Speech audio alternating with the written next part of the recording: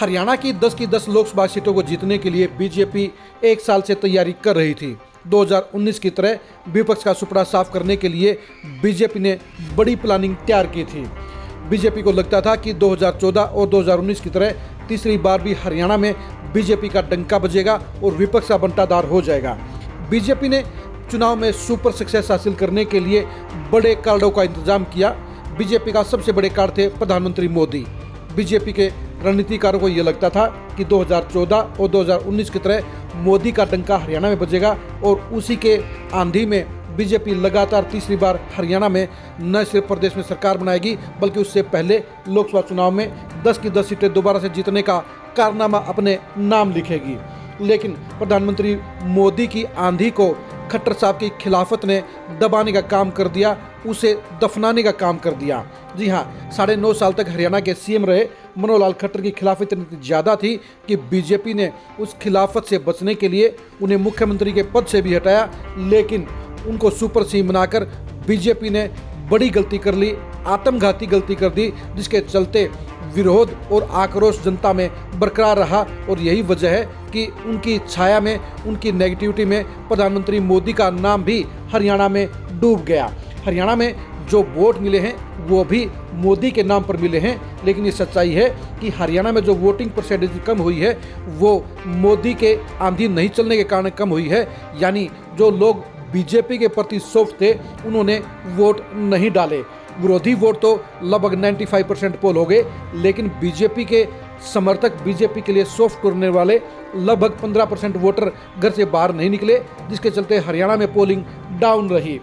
उसके बाद हम बात करते हैं राम मंदिर की।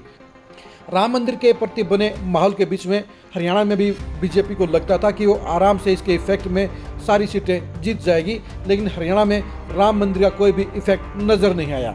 उसके बाद बीजेपी ने सारी की सारी सीटों को जीतने के लिए 10 के 10 नए कार्ड खेलने का काम किया।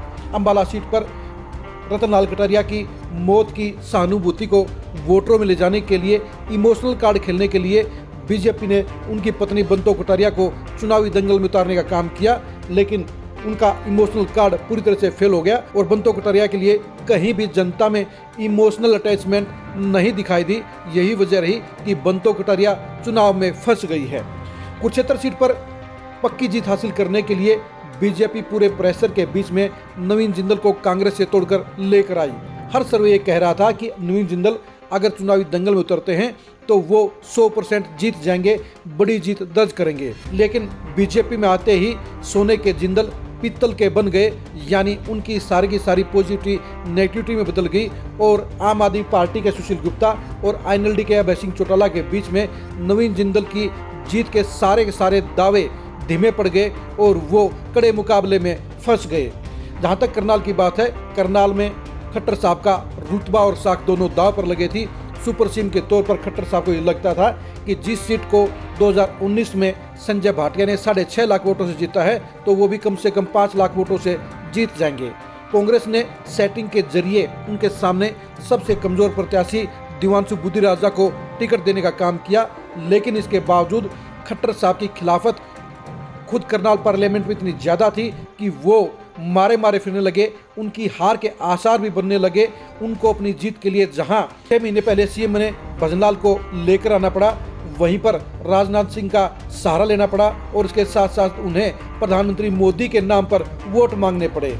आप खुद ही बताइए, जो शख्स 9.5 साल तक हरियाणा का सीएम रहा हो, उसे अगर अपने ही जिले में अपनी खुद की काबिलियत के, अपनी खुद की उपलब्धियों के बजाय प्रधानमंत्री मोदी के नाम पर वोट मांगने पड़ गए तो जाहिर सी बात है कि उनकी खुद की परफॉर्मेंस 0 रही थी। लेकिन वो तो आते आते माहौल ऐसा बन गया कि खट्टर साहब की इज्जत बचने के आसार नजर आ रहे हैं, वरना खट्टर साहब का रुतबा भी करनाल वालों ने चकनाचूर करने का काम किया। अब बात करते हैं हम सोनीपत की। सोनीपत में बीजेपी ने मोहनलाल बड़ौली को बड़े अरमानों के साथ चुनावी दंगल में उतारा, लेकिन बड़ौली साहब की बरौली भी कच्ची निकली। वो अपने पक्ष में ना तो अपनी पार्टी के नेताओं को जोड़ पाए और ना ही जनता को अपने साथ में लामबंद कर पाए। 2014-2019 में लगातार 2 बार रमेश कौशिक बीजेपी के टिकट पर सोनीपत से MP भी बने, लेकिन उनकी टिकट काटने के बाद मोहनलाल बड़ौली का दांव पूरी तरह से पास नहीं हुआ है और वो कांग्रेस की तरफ से ब्रह्मचारी को चुनाव मैदान उतारने के बाद वो डिफेंसिव मोड में आ गए, वो पिछड़ने लगे और यही वजह है कि उनका चुनाव भी फंस गया है। सिरसा सीट के ऊपर अशोक तंवर को बीजेपी आम आदमी पार्टी से लेकर आई, उनके ऊपर बड़ा दांव खेला गया।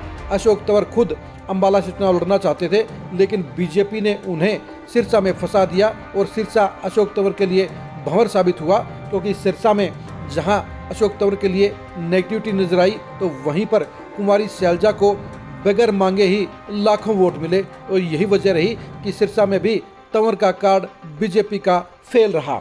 हिसार सीट के ऊपर अंतिम दिनों में बीजेपी ने रणजीत सिंह को आधे घंटे के अंदर शामिल करवाकर टिकट देने का ऐलान किया। रणजीत सिंह को इस लिहाज से बीजेपी ने टिकट देने का काम किया कि वो देवीलाल के बेटे हैं और उनको चुनाव मैदान में उतारने से किसानों का विरोध कम हो जाएगा।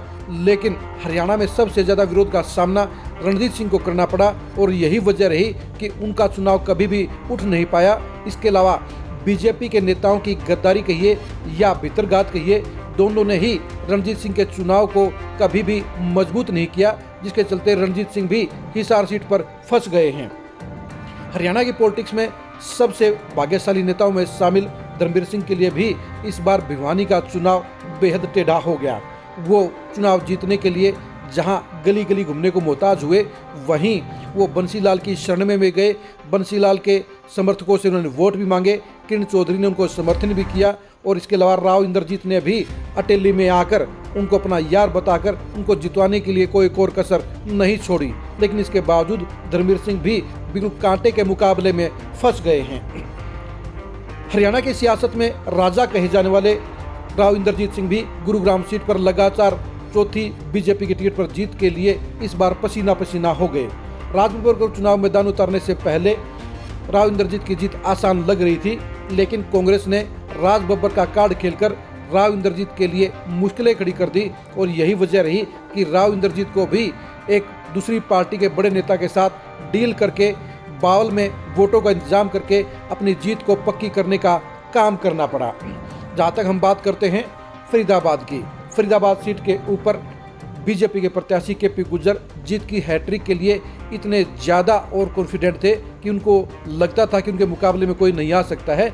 लेकिन कांग्रेस ने जब महेंद्र प्रताप को टिकट देने का ऐलान किया तो केपी गुर्जर की सारी रणनीति, सारे के सारे दावे फेल हो गए, क्योंकि बीजेपी के अंदर और बीजेपी के बाहर केपी गुर्जर ने इतने दोस्त बनाए हुए थे कि सब ने केपी गुर्जर को हराने के लिए अपने घोड़े खोल दिए और यही वजह रही कि केपी गुर्जर के लिए चुनाव निकालना बेहद मुश्किल हो गया है और उनको एक एक वोट के लिए काफ़ी नोट भी खर्च करने पड़े और यही वजह रही केपी गुर्जर के लिए भी जीत की हैट्रिक बेहद मुश्किल नज़र आ रही है। सबसे अंतिम सीट बचती है रोहतक सीट पे। 2019 में बीजेपी ने सबसे बड़ा धमाका अगर किया था तो वो रोहतक सीट पर किया था, जहां पर अरविंद शर्मा ने दीपेंद्र हुड्डा को चुनाव हराकर हरियाणा की सियासत को बदलने का काम किया था।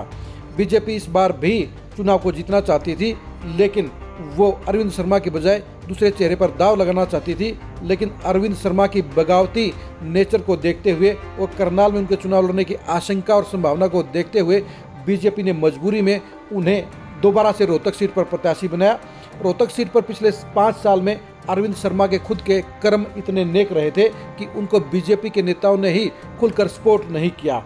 5 साल में अरविंद शर्मा कभी भी इस बात का ख्याल नहीं कर पाए कि कौशली के 75,000 की लीड को मेंटेन करने या बढ़ाने के लिए उन्हें राव इंद्रजीत की जरूरत पड़ेगी और वो इसीलिए वो कभी राव इंद्रजीत के पास में नहीं गए, उनसे दोस्ताना संबंध नहीं रखे और यही वजह रही कि कौशली ने इस बार उनको ठुकराने का काम किया है, उनको झटका देने का काम किया है और कौशली के कारण ही अब अरविंद शर्मा लुढ़कते हुए नजर आ रहे हैं। इसके अलावा रोहतक और झज्जर जिलों में भी अरविंद शर्मा ने जनता के साथ ना अटैचमेंट बनाई, ना अपनी पार्टी के नेताओं के साथ तालमेल रखा और यही वजह रही कि अब अरविंद शर्मा दूसरे चुनाव में रोहतक की सीट के ऊपर एक काठ की हांडी बनते हुए नजर आ रहे हैं और इस तरह से बीजेपी के 10 के 10 कार्ड फेल होते हुए नजर आए हैं। वो अगर वो नज़दीकी मुकाबलों में जीत रही है तो वो खुद की व्यक्तिगत कारण हो सकते हैं, जहां पर राव इंद्रजीत अपने बलबूते पर जीत सकते हैं तो बाकी की 9 सीटों पर बीजेपी के प्रत्याशियों को अपने बलबूते पर चुनाव लड़ना पड़ा है, अपने बलबूते पर माहौल बनाना पड़ा है। और इसके लिए सबसे बड़ी वजह यही है कि खट्टर साहब की 9.5 साल की सरकार ने मोदी के आवरण को भी, मोदी के चार्म को भी, मोदी के क्रेज को भी खत्म करने का काम कर दिया। दफन करने का काम कर दिया और इसी वजह से हरियाणा में 10 की 10 सीटों में से 8 सीटों पर बीजेपी आज फंसी हुई है और करनाल और गुरुग्राम में 2 सीटों पर वो बेहद नज़दीकी मार्जिन से जीतती हुई लग रही है। यानी 10 की 10 सीटों को जीतने का बीजेपी का सपना चकनाचूर हो चुका है और बीजेपी के हरियाणा के सारे कार्ड फेल साबित हुए हैं।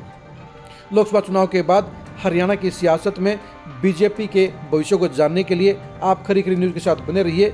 बीजेपी की लोकसभा चुनाव में गलतियों को जानने के लिए भी आप खरी खरी न्यूज़ के साथ बने रहिए। हरियाणा की सियासत में बीजेपी के अगले पैटर्न को, अगली रणनीति को समझने के लिए भी आप खरी खरी न्यूज़ के साथ बने रहिए। आप हमारे फेसबुक पेज को फॉलो कीजिए, आप हमारे यूट्यूब चैनल को सब्सक्राइब कीजिए। नमस्कार।